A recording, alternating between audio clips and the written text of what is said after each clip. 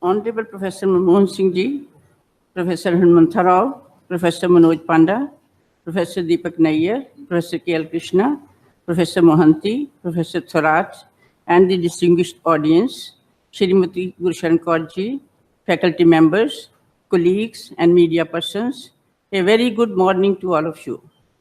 It's my great privilege and honor to be a part of this event, the launch of Professor Hanumantha Rao's insightful and inspiring book entitled My Journey from Marxism-Leninism to Nehruvian Socialism, Some Memoirs and Reflections on Inclusive Growth.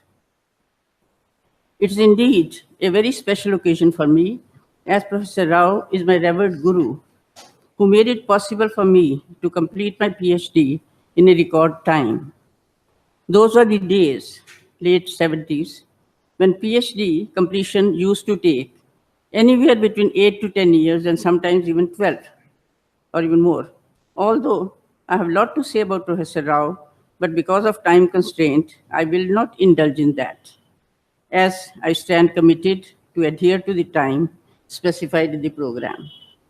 However, I cannot resist paying my homage to my remarkable guru by reciting this small verse. Guru Brahma, Guru Vishnu, Guru Devo Maheshwara, Guru Sakshat Param Brahm, Tasmai Shri Guruve Namah. So to begin the function, let me invite Professor Manoj Panda to give his welcome address.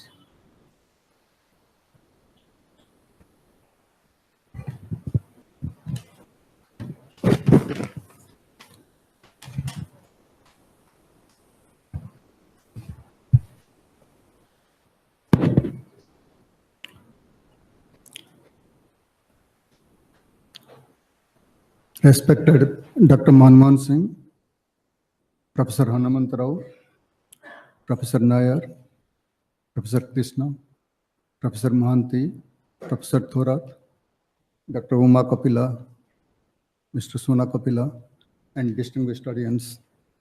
We are indeed delighted to welcome you all on this occasion of the release of the book by Professor Hanumantha Rao. We are particularly grateful to Dr. Manmohan Singh for kindly agreeing to be the chief guest on this occasion and release the book. He graciously decided to come over to IEG for releasing the book in this rather busy season. We are also grateful to the distinguished panel discussants, Professor Nair, Professor Krishna, Professor Mohanty, and Professor Thorat. Professor Hanumantha Rao has been an inspiring figure for this institute. He spent more than 3 decades of his professional life, starting from 1961. In the late 70s, he was director of this institute and later became member of the Planning Commission, sometime in the 1980s, and member of 2 finance commissions, the 7th and the 8th. He was also chairman of the IEG board in the mid-1990s after his retirement. The early decades after independence were intellectually very challenging decade for issues of economic development. The book just to be released depicts the evolution of a thoughtful mind in search of ideas for policy making. During the course of his intellectual engagement, Professor Hanumantha Rao's ideas went through major changes, with ground-level facts emerging from the field. He was willing to question old doctrines and adopt new ones as per the need. The book reveals the intellectual environment that prevailed at the IEG, at the DSE, and at the Delhi University, how it encouraged him to investigate various doctrines on growth and distribution. The universities and institutions are places where ideas are born, they get validated and altered as per felt need of a dynamic society. Openness and democratic framework provides scope for the metamorphosis of ideas. We are proud that IG played a role in this process. At the end, I might just mention that Professor Hanumantha Rao's contributions to IG are not just in the intellectual field. He contributed his entire accumulated provident fund for the development of the library. And it is an endowment from which the interest is even now used for the library's development. Of course, IG is not the only recipient of his support. SES Hyderabad, for example, that is also very dear to his heart. I welcome you all again and look forward to a thought-provoking discussion today. Thank you and welcome you all. Thank you. May I now invite our chief guest, Professor Manmohan Singh ji, the most distinguished and highly respected academician, to kindly release the book and enrich the audience with his views. Sanu, please present the book.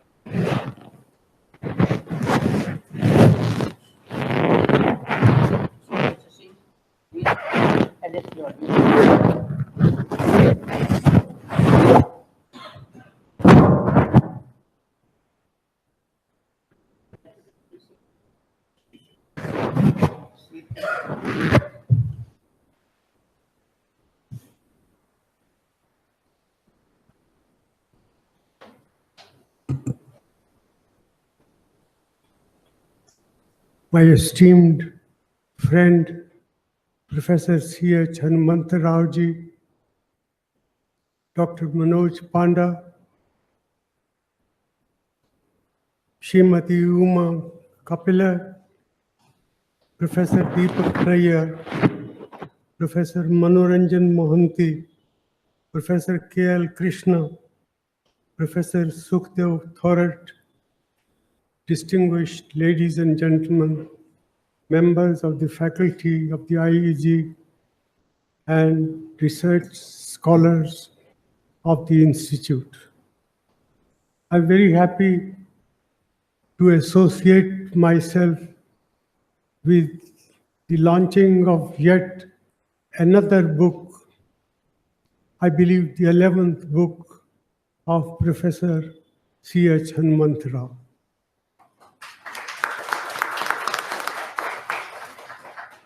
The long journey that Professor Hanumantha Rao has traveled is remarkable in many respects.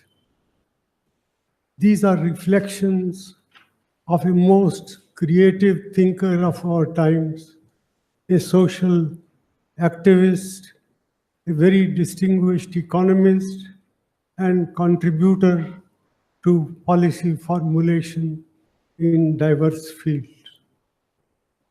Professor Hanumantha Rao is a remarkable human being in more than one ways. He was hardly 15 when he got involved in social movements as a Marxist thinker, and from there to the Telangana struggle, Vishal Andhra struggle, then to the Telangana struggle. It has been a long, creative journey. One thing is very clear. Professor Hanumantha Rao is not and has not been a slave of past ideas. He has been a dynamic, creative thinker who changed when the times changed. From Marxism-Leninism to Nehruvian socialism is a long journey. But it took Professor Hanumantha Rao did not long time to change his thinking from a young student in Karimnagar to a student in Osmania University. He moved on to reflecting what could be achieved in democratic socialist societies, which Jawaharlal Nehru was the original author. And therefore, by the time he came to the Delhi School of Economics, he had started thinking that there is more than one meets the eyes in Nehruvian socialist concepts. And then on to appraisal of Indiraji, Rajivji, the creative role that they played in building our country, the green revolutions of our times, Jawaharlal Nehru's institution building role in our country's history, the green revolution that came along with the coming into office of Indira Gandhiji, then thereon to a period over which Professor Hanumantha Rao doesn't comment much, that came with the emergency. But it is quite clear from his writings and more so of this book that he was not very happy with the emergency and the suspension of human rights and civil rights in our country. Then he went on to work with Rajivji. I was with him as a member of the Planning Commission, and it is my great privilege to record his tremendous contribution to the work of the Planning Commission, and then as a member of the Finance Commission. Professor Hanumantha Rao is one of the rare individuals. He does not stand on ceremonies, calls a spade, and his contributions in diverse fields as an agricultural economist, as a development planner, as a fighter for Vishal Andhra, as a fighter for Telangana, as a fighter for the cause of small states. In all these matters, Professor Hanumantha Rao has been a creative, remarkable, forward-looking thinker. I join his many colleagues to pay homage to his creative thinking, and I pray that he should be blessed with many more productive years so that our country, and more so the academic profession of economists, can continue to benefit by his vast wisdom, knowledge, and expertise. Thank you very much.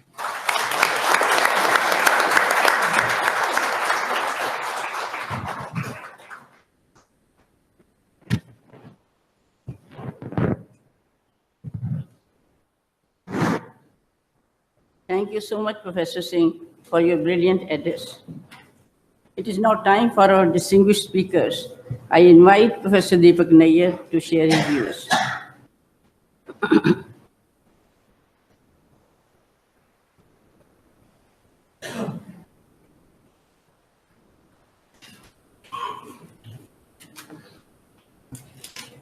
Dr. Manmohan Singh, Professor C.H. Hanumantha Rao, my colleagues on the panel, Professor Mahanti, Professor Krishna, Professor Thorat, and Uma Kapila, and of course our host, Professor Manoj Panda.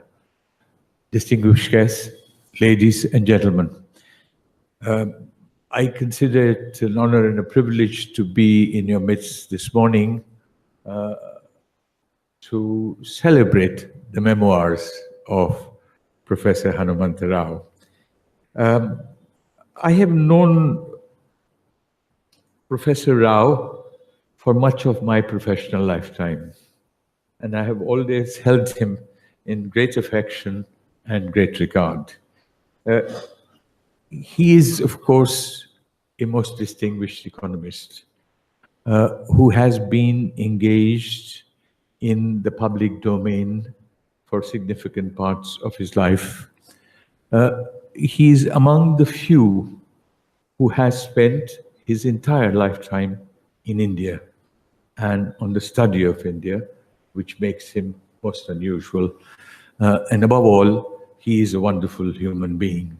I have always admired his modesty that is combined with an amazing self-confidence, his politeness and courtesy that is combined with a firmness. And he is a person who has held to his views even when he has changed them. Now, this book is about his ideological journey and his intellectual journey over 7 decades.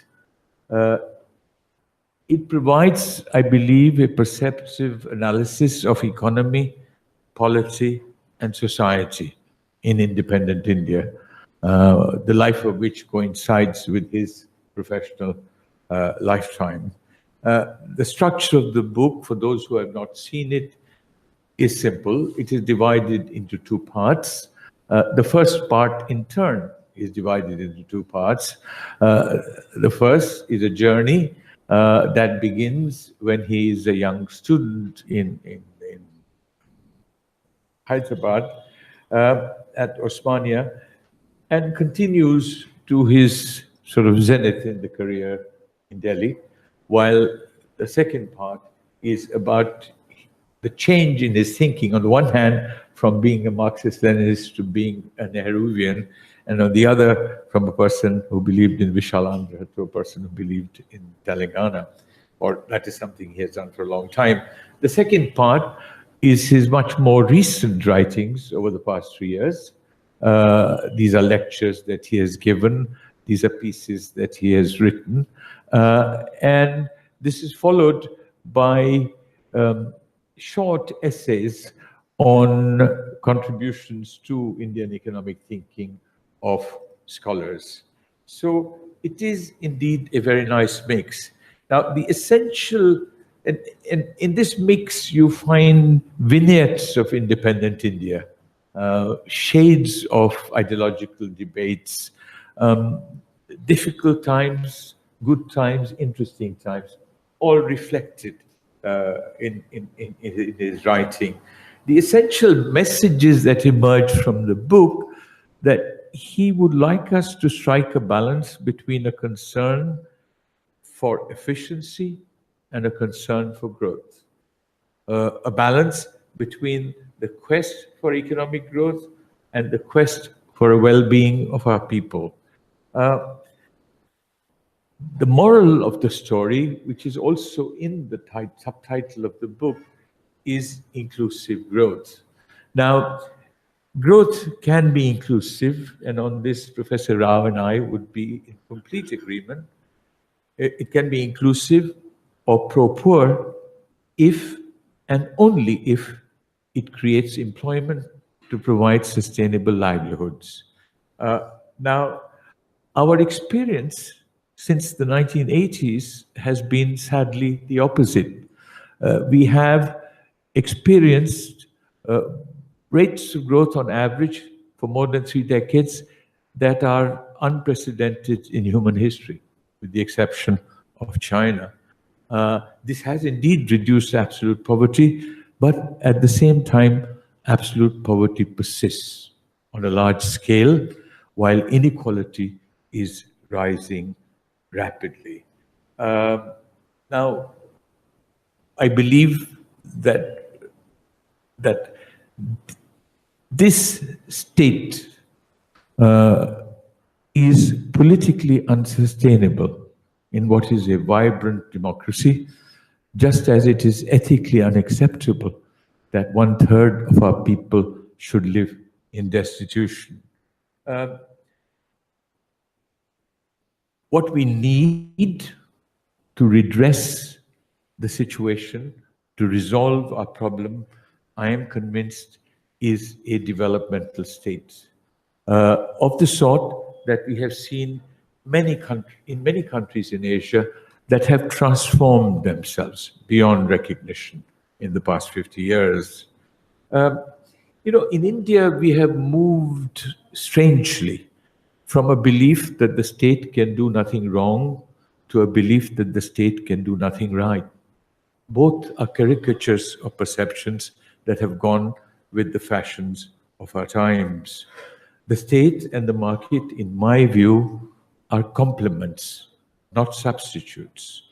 And the relationship between the state and the market cannot be defined once and for all.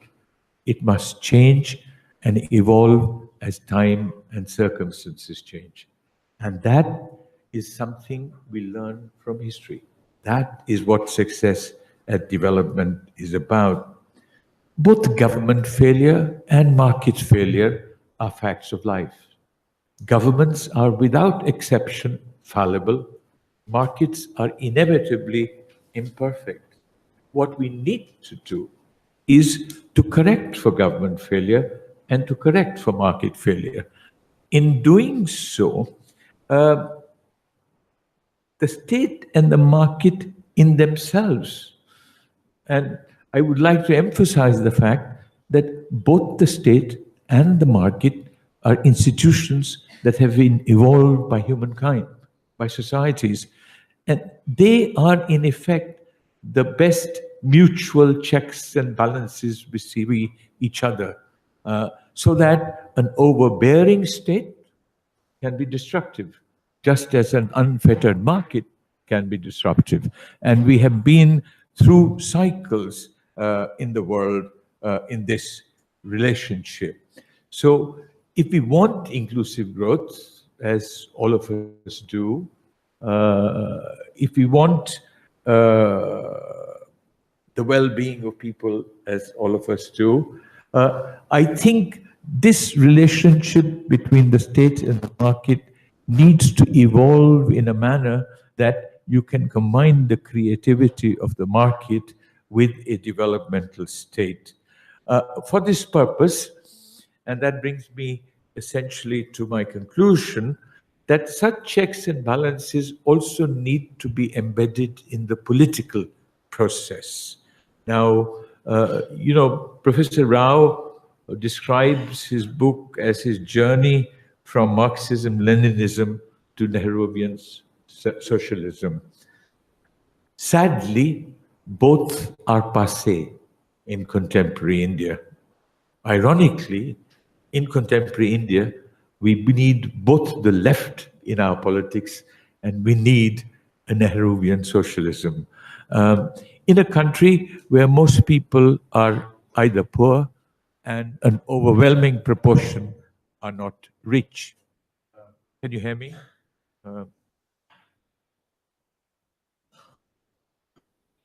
Is that better? Okay. Well, I have a classroom voice, so I will ignore in a country that is where a very significant proportion of the people are poor, and most of them are not rich, there is a huge vacant space on the left in our political matrix.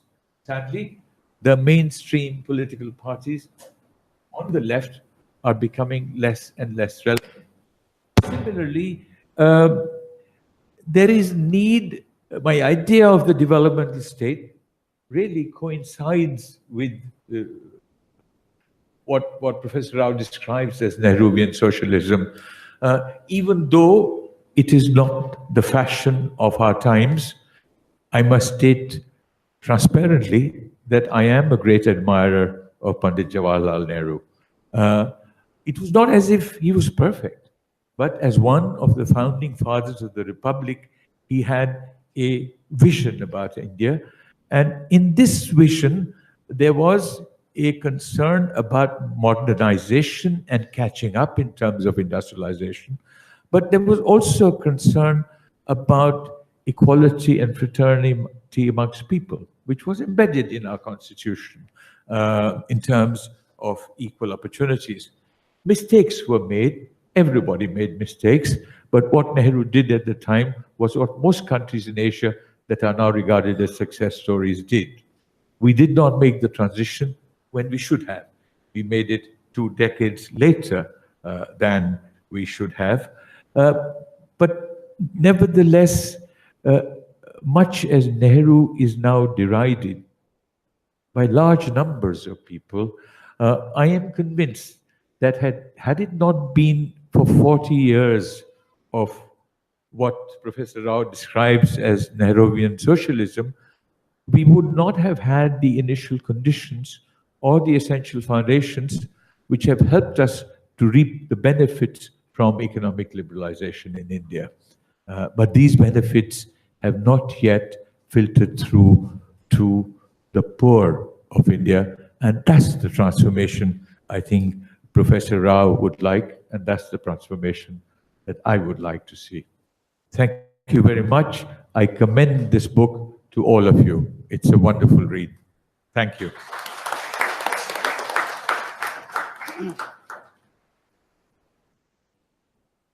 Thank you, Professor Deepak Nayyar, for your illuminating address. I now invite Professor Mohanty to address the audience.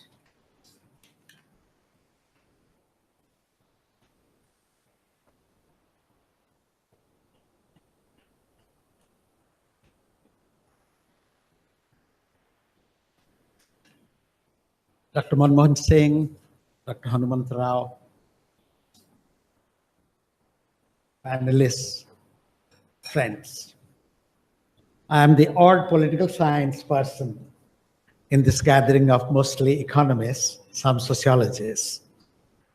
But I'm so grateful for this invitation to be here because we celebrate a pro-people intellectual,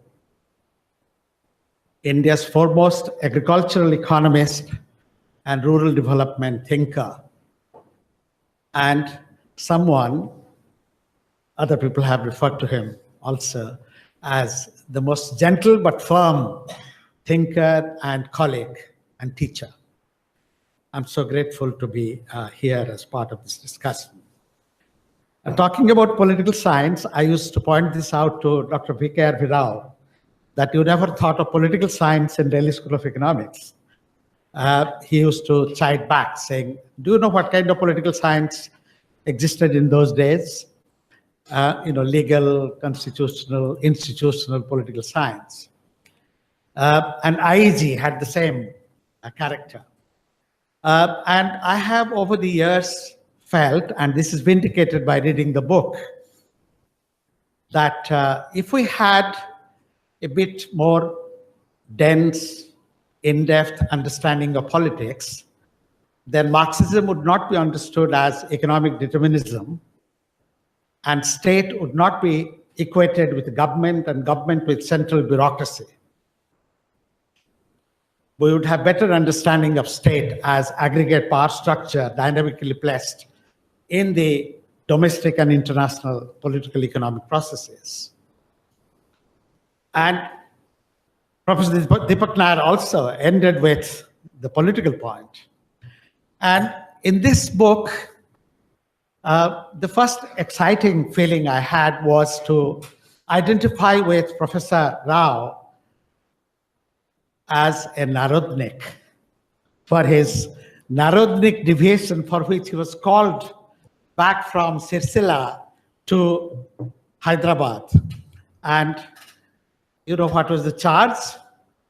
The charge was charged by the Hyderabad CPI committee leader, Comrade Maghdum Mohiuddin, that he was pro-peasant rather than emphasizing on the role of workers in revolution.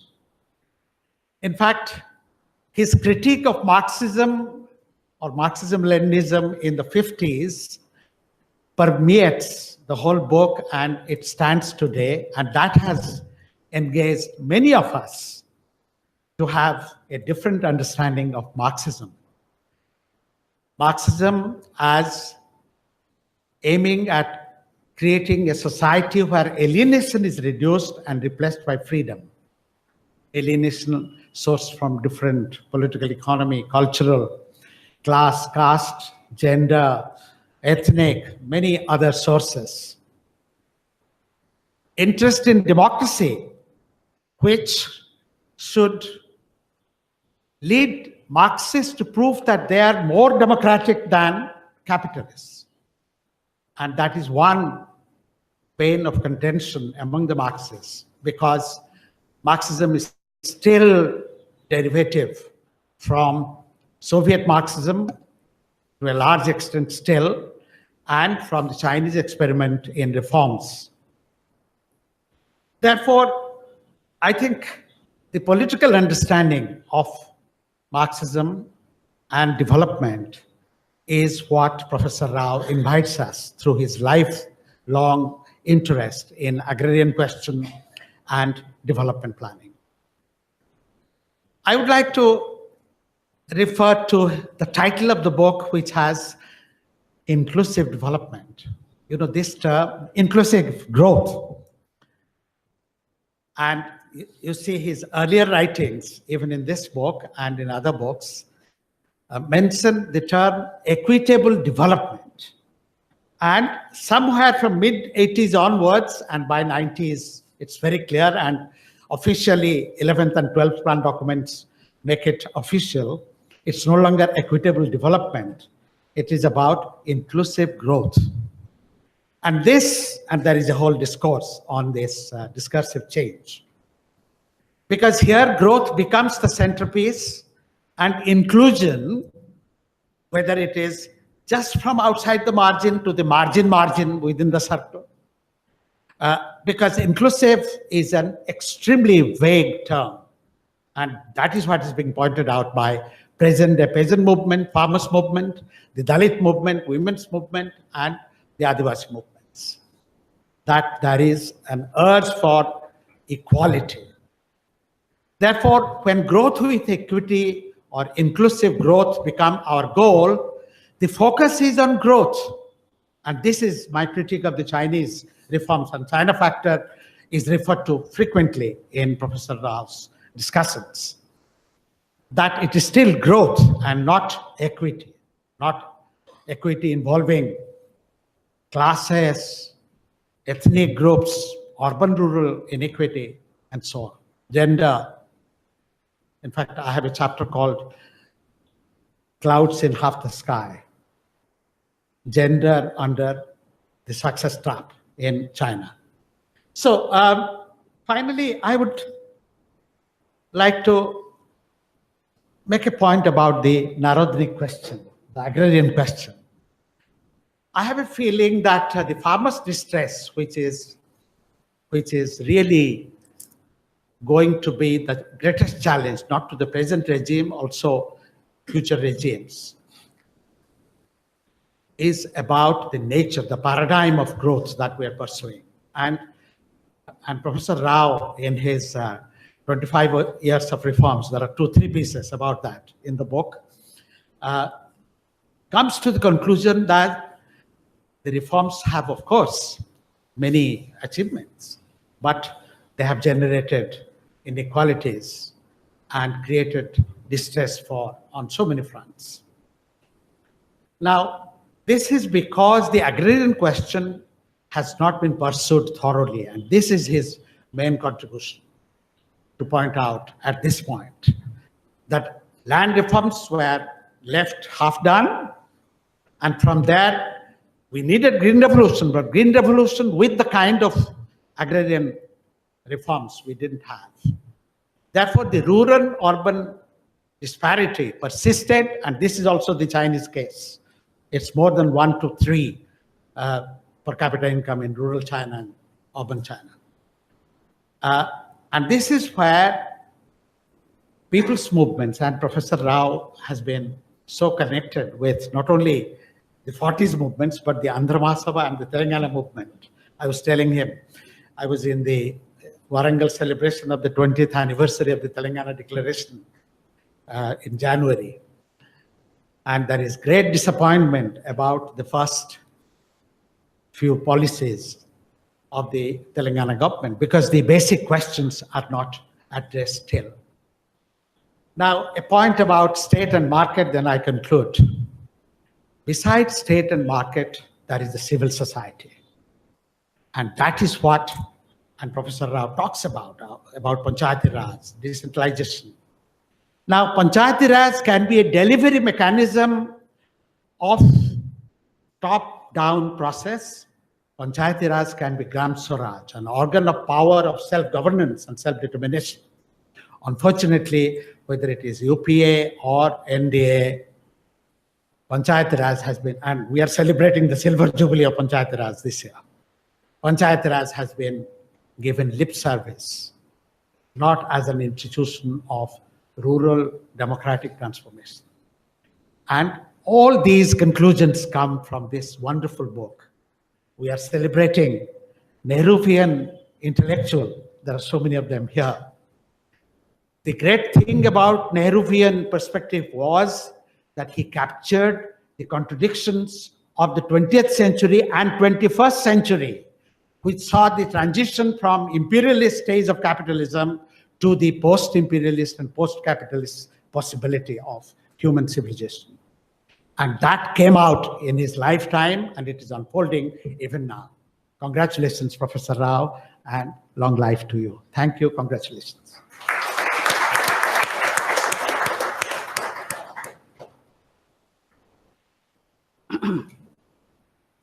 Thank you, Professor Mohanty. I now invite Professor K.L. Krishna, who made special effort by advancing his flight from Bangalore and reaching here midnight to participate in the function.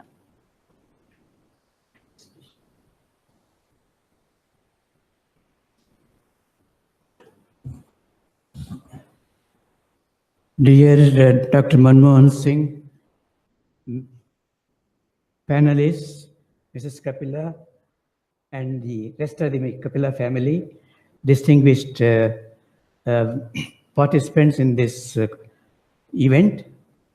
I'm grateful to Dr. Kapila for asking me to speak on this occasion, which is very important for me because my association with Dr. Rao, I think, is 6 decades old. He joined Delhi School as a PhD student in 1957. I joined Delhi School as an assistant statistician in 1958. And all these 6 decades, I think we have remained in regular touch academically and also socially. Dr. Rao, of course, is a picture of humility and scholarship. He set an example in Delhi School as a PhD student because at that time, in late 1950s and early 60s, Delhi School PhD students used to take a long time to complete their work. Many of them did not even complete. I think he records this in his book. He had set an example of completing his work within 5 years, including the research methodology course which he had to undergo after the coming here from Usmania. So he really set an example as a PhD student. I think we are, Delhi School is very, although I am not a formal member, but I still teach there. I have my research projects there. I have my PhD students there. Therefore, I still feel I'm part of Delhi School. I'm glad the director of Delhi School, Professor Meenakshi Tapan is here. I'm extremely happy that she has found time to come here. I'm very happy. My next association with him is in Chicago. I was completing my PhD in 1966-67 with Professor Grilikas, and Professor Hanumantha Rao was there as a Ford Foundation postdoctoral fellow, working with Theodore Schultz.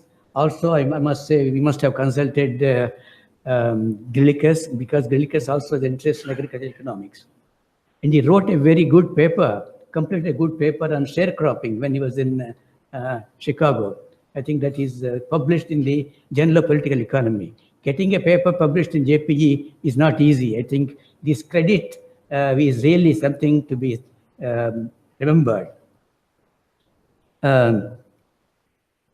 Then, of course, I returned to Delhi School in 1967 after completing my PhD, and Dr. Rao was here.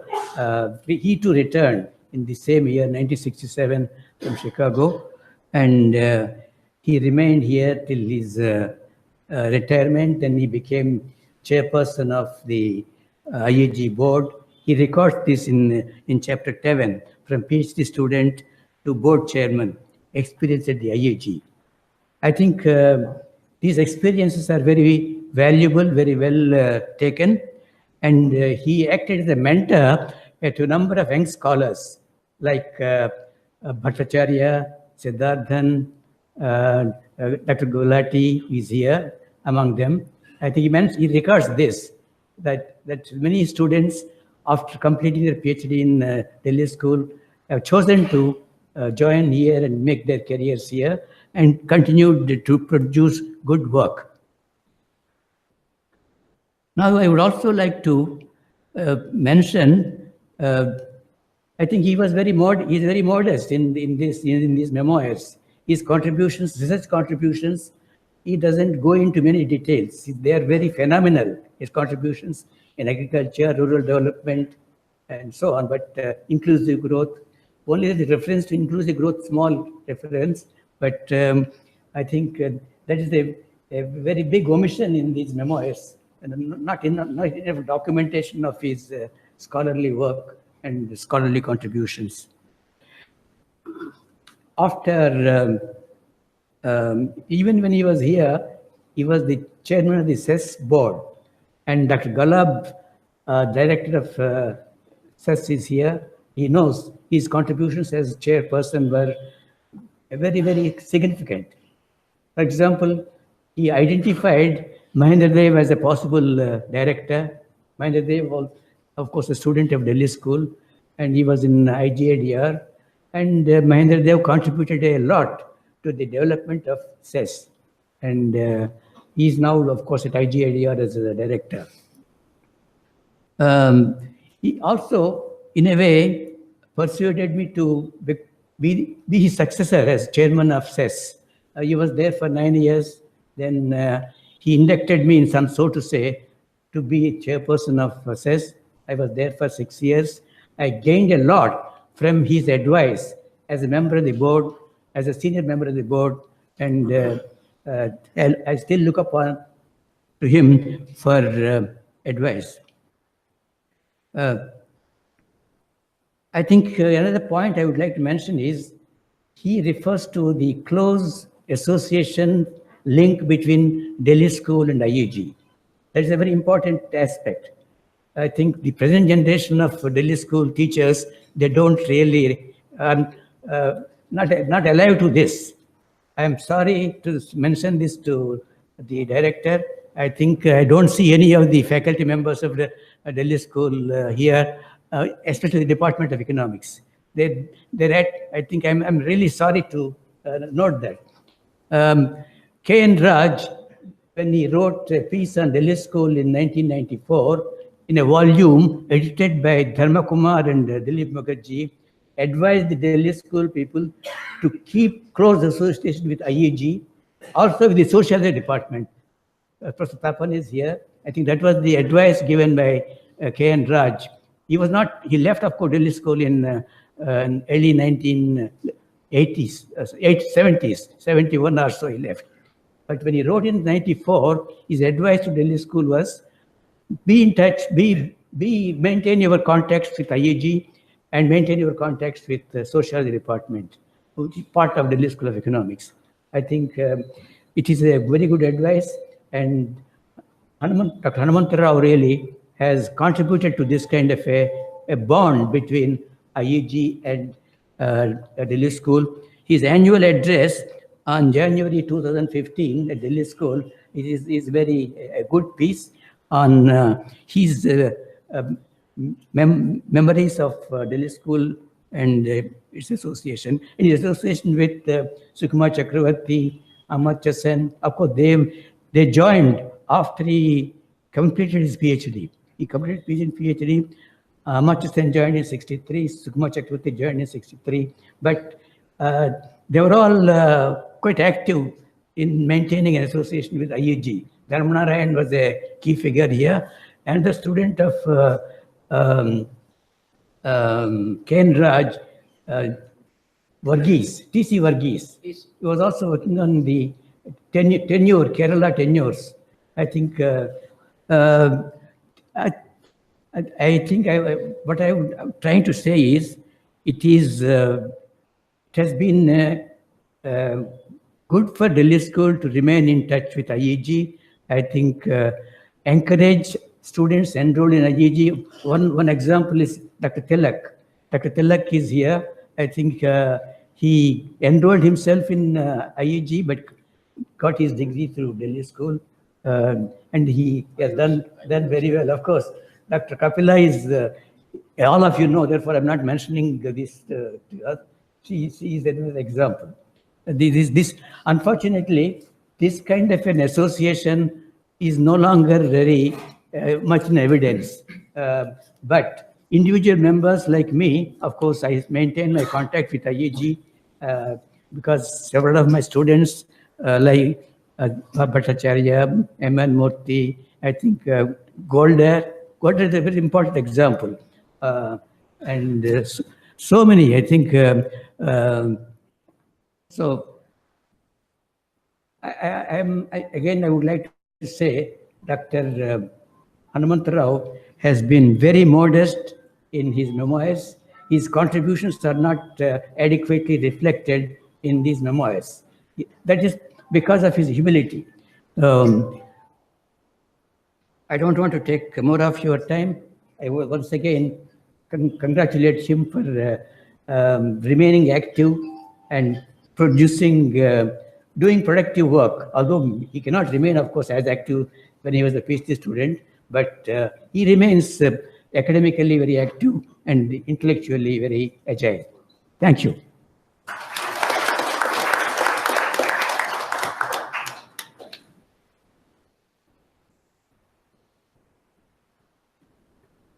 Thank you, Professor Krishna, for your unfailing support always. Now I invite Professor Swaraj to kindly share his views.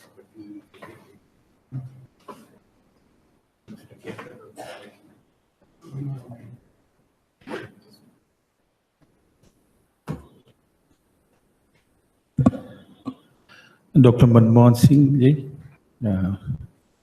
Professor Hanumantha Rao, Professor Manoj Panda, Professor Deepak Nair, Professor Krishna, Professor Mohanty, friends. Well, I received this book a little early, so I had an opportunity to go through it. In my view, it is not only an autobiographical account of an economist who was involved into the policy making more deeply since the 80s.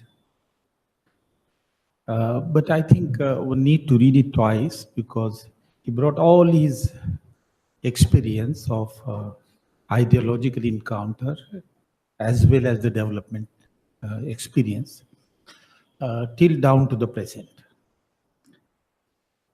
This autobiographical account, in fact, runs parallel with the India's development experience since the independence, and particularly since the early 80s. And in that parallel moment of his writing, it encompasses an account of transformation of ideology behind India's development vision, and also the strategy of development. that India experimented since 1950. Dr. Rao presents his early encounter with Marxian-Leninist ideology and a distancing from it in a later period. The change reflected in his growing belief in the relevance of Nehruvian approach to the mixed economy, with the role of market in private economy and also for the significantly important role for the state. But what is important is that by the early 90s, like many others, he also recognized some negative consequences of over-regulation and closed economic framework, and therefore supported the economic reform that constrained more openness and globalization, supported economic reform, and therefore the policies of more openness as well as globalization and deregulation, with the dependence on market and the private sector. So you could see that there is a movement, there is a progress, and you watch and reflect on each of these developments. But there is a common element that I see in running through the book. More than anybody else, he also recognized an importance of the role of the state in some relevant sphere.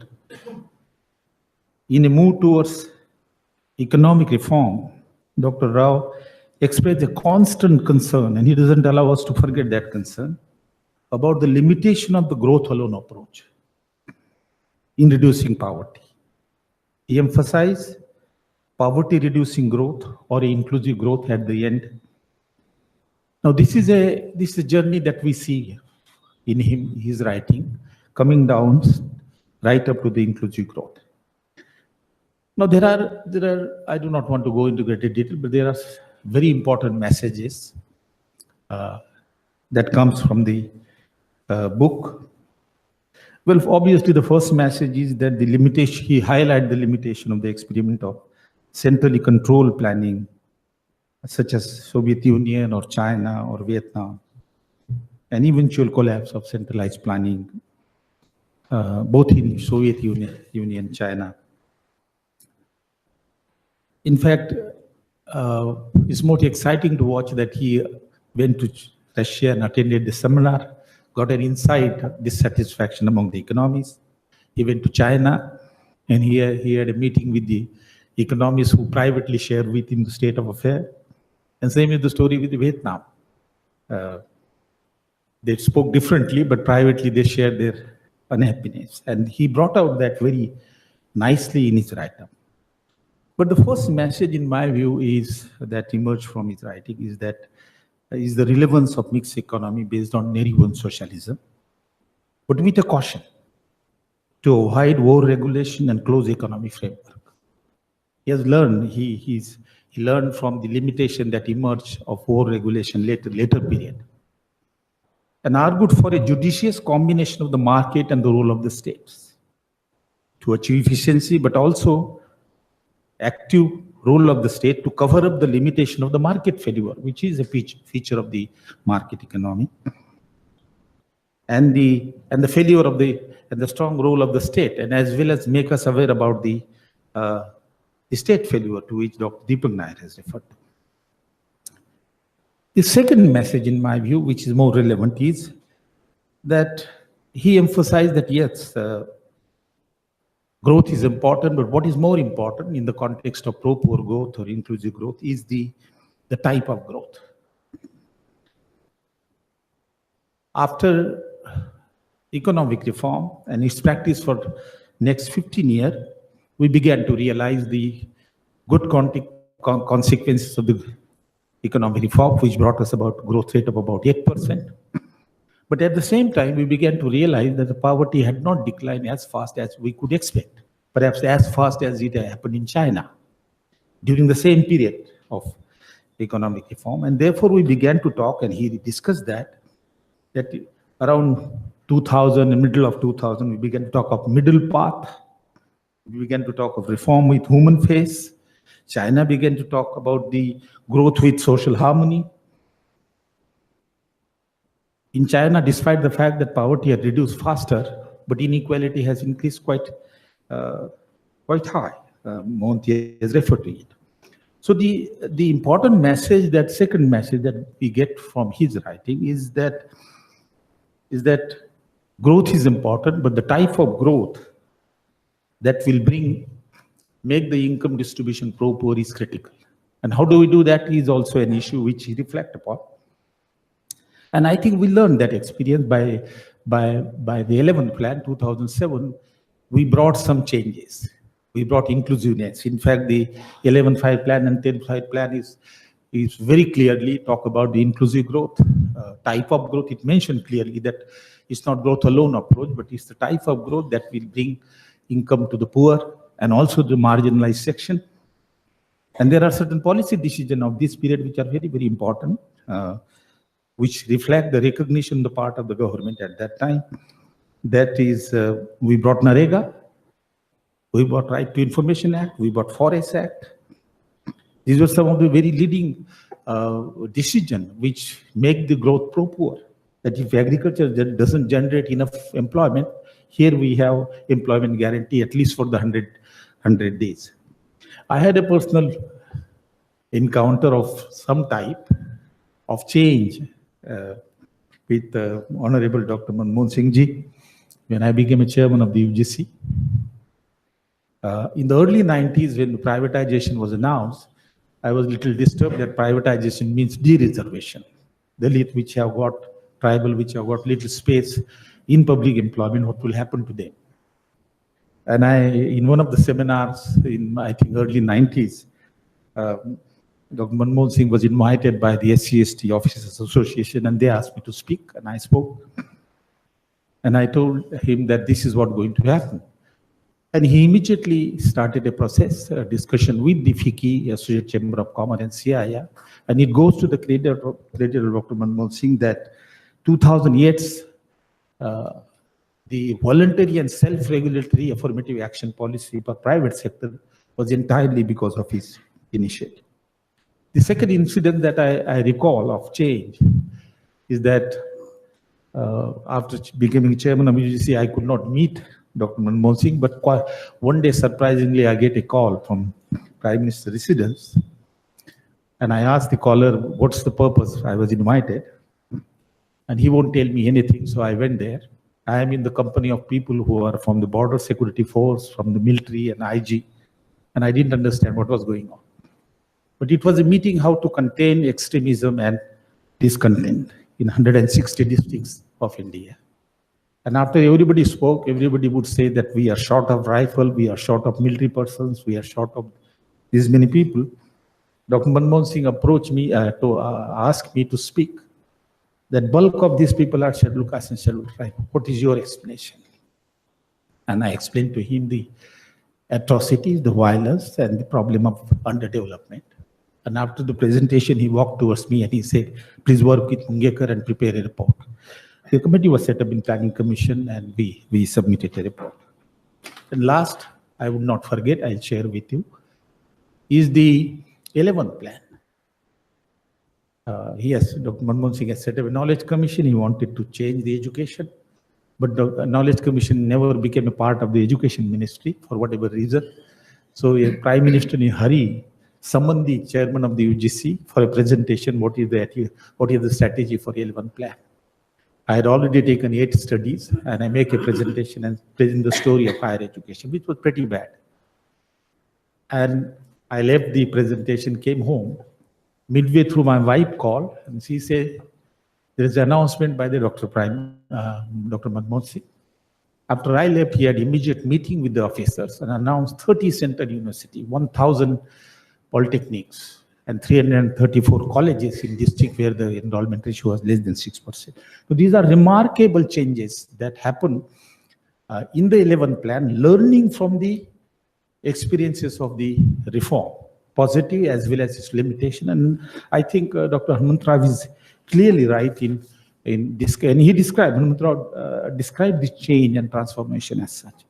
Well, at the end, I will finish by saying that Hanumantha Rao has a foresight also, and he addressed the question very clearly that what makes the growth pro-poor, what's bringing the inclusivity in the growth process. And And then he referred to the East and Southeast Asian countries' experiences.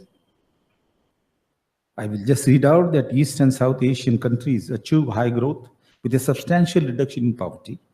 Several countries in East Asia could successfully embark on economic reform, resulting in poverty reductions because of a relatively well-developed initial endowment of physical, social infrastructure like irrigation, power, road, but above all, education, health, and institutional credit and market.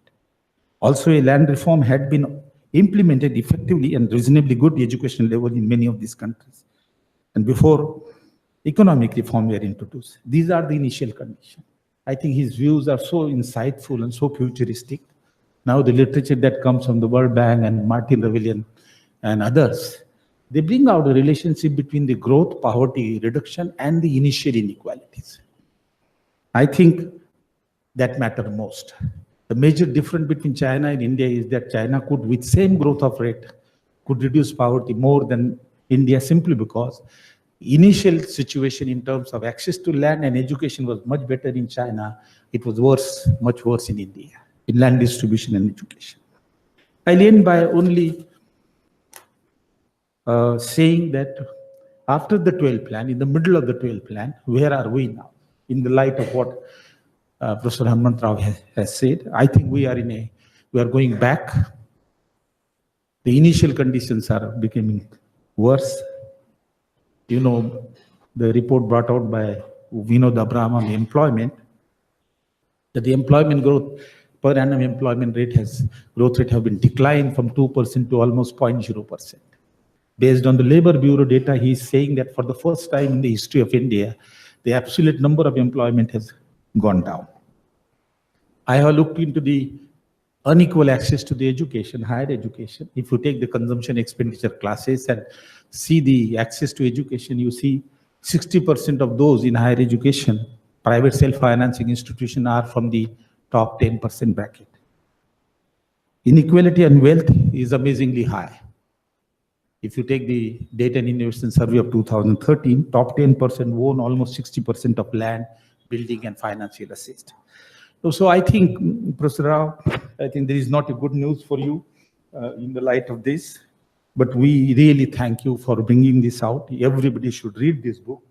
It requires patience to read it because it has an insight of the very long period. We thank you for taking time out of your busy schedule. I had an occasion to talk to him when he was writing this book.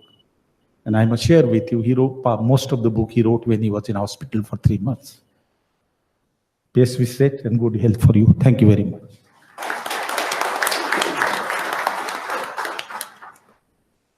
Thank you, Professor George.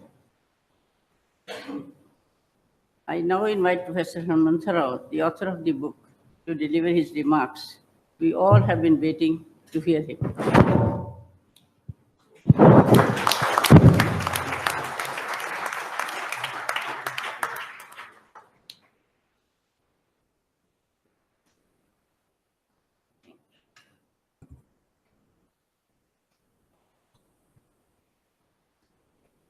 Our chief guest, respected Professor Manmohan Singh ji, distinguished panel of speakers, Director IIG, Professor Manoj Panda, Chairperson for this meeting, Dr. Uma Kapila, and friends. After completing this book, while Academic Foundation was working hard on this for publication, I had some time to go through the recent developments on this whole issue of inclusive growth or equitable development, what is happening in the rest of the world, what do some of these studies say about it. I find that as compared to 2 or 3 decades ago, now there is greater concern about the rising inequalities in income in different parts of the world. What is surprising is that even in mature democracies, like in Europe or even in the United States, there is a growing concern about these issues. I'm saying this, mentioning about mature democracies, because democratic framework has always been considered as a real instrument for realizing inclusive growth or equitable development. Now, what is happening on that front? Because we as economists seem to be very clear about our agenda that we formulate for inclusive growth. I remember 11th five-year plan for the first time, and 12th five-year plan, even more conclusively, I think, they spelled out the agenda for inclusive growth. What has gone wrong? Why are the inequalities increasing? And what is to be done? But there seems to be general consensus. If you look at the literature emanating from different agencies in the world, whether it is studies of the OECD or the latest work report of the IMF or the World Bank, sometimes the terminology used may be different. Some people may use equitable development, as Professor Manmohan Singh would like to call, or some people may be using inclusive growth, the World Bank using shared growth. Slight differences here and there. But basically, all of them are saying that we have not really been able to achieve this. Why is it so? What has gone wrong with the basic instrument that we had in mind in democracy, democratic framework? Because formulating an agenda is all right, we have done that in the course of the last few decades. But it is during this period that inequalities have increased, and it has become a major concern the world over. So in our own country, if you compare to other countries of the world, democracies have been established after thoroughgoing revolutions, democratic revolutions, including in China, more recently, of course, in the early 50s or late 1940s. After abolishing feudalism and after thoroughgoing social transformation, even in those countries, the inequalities have been increasing. And in our situation, democracy has been planted here in a society that is very ancient, ridden by all kinds of inequalities, regional, gender, and so many other kinds of inequalities. So what is to be done on that front, I think, is the major issue to my mind. Otherwise, we are clear about the agenda, what is to be done to achieve inclusive growth. I don't want to repeat all those things. Here, the distortions in our democratic framework, the sources seem to be twofold. First is, what we considered an asset. The democracies contribute to widening the size of the middle class, which is the protector or harbinger of liberty and equality, and some of these values are nurtured by this particular constituency. This is our expectation. That has been done to some extent.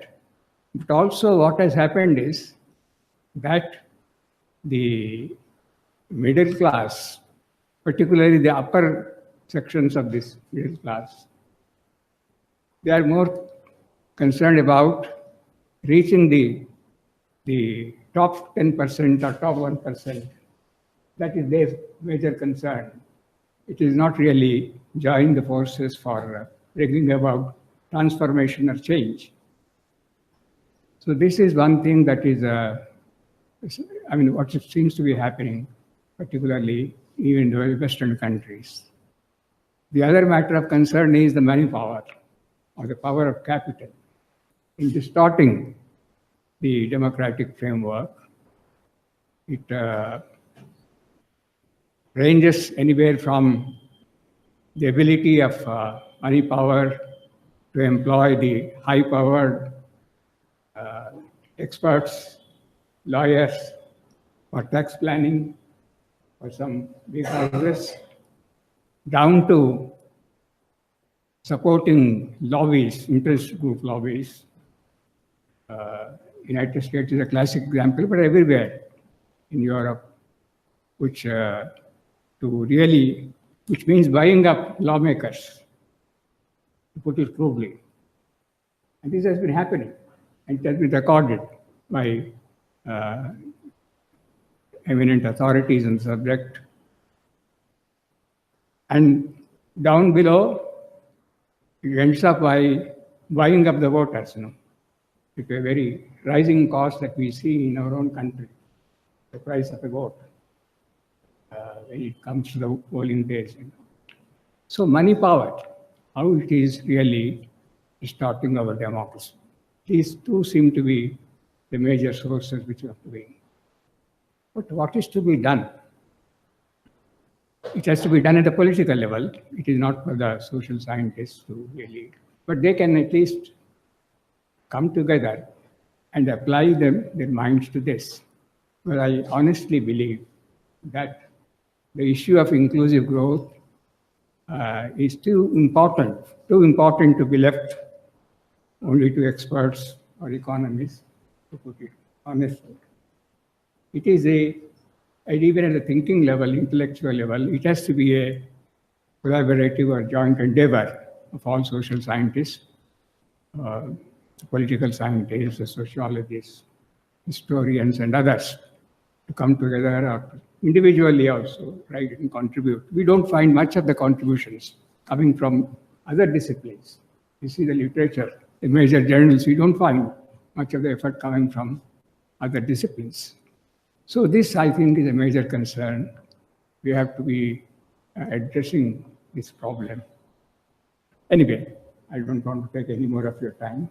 I'm very grateful to all the speakers here who had such nice words to say about the book. But as I said, after doing all this, I thought we have to begin somewhere at a different level, actually, to achieve our objectives. Thank you so much.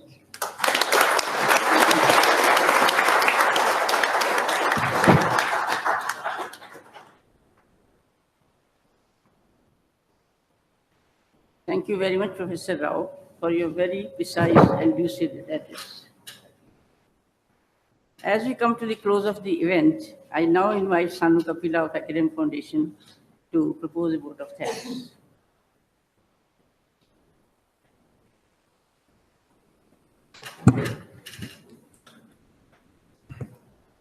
As we come to the end of this very absorbing session, it is my very pleasant duty to propose a vote of thanks. On behalf of Academic Foundation and IAG, we are extremely, extremely grateful to you, sir, for having kindly agreed to release this publication and also share with us your thoughts. So we feel truly honored. Thank you, sir. We express our deep gratitude to all the speakers, Professor Deepak Nair, Professor Manoranjan Mohanty, Professor K.L. Krishna, Professor Sukhdev Thorat, for kindly agreeing and being a part of this event and giving their insights into the early times of their association with Professor Rao. Thank you all, sir. Academic Foundation have had the privilege and the honor to have published yet another work of Professor Hanumantha Rao. In the last 2 decades, Academic Foundation has published numerous works of Professor Hanumantha Rao, and we really thank him for giving us yet another opportunity to have published this, one of the most important books of his. Thank you, sir. In the end, I would like to thank Professor Manoj Panda, the entire faculty of IEG, and the administrative staff for being such a gracious host. Here I would like to mention Dr. Sushil Sen, who took all special care to ensure that the event goes off smoothly. Thank you once again. And as publishers, I would be failing in my duty if I don't tell you that the book is out there on display. You can certainly buy copies, get it autographed from the author, and yes, that's going to be one of the best things as a publisher. Everyone should be buying copies. I'm doing my marketing pitch out here. And so that's we come to the end of today's program, and I would invite you to kindly join us for high tea. Thank you.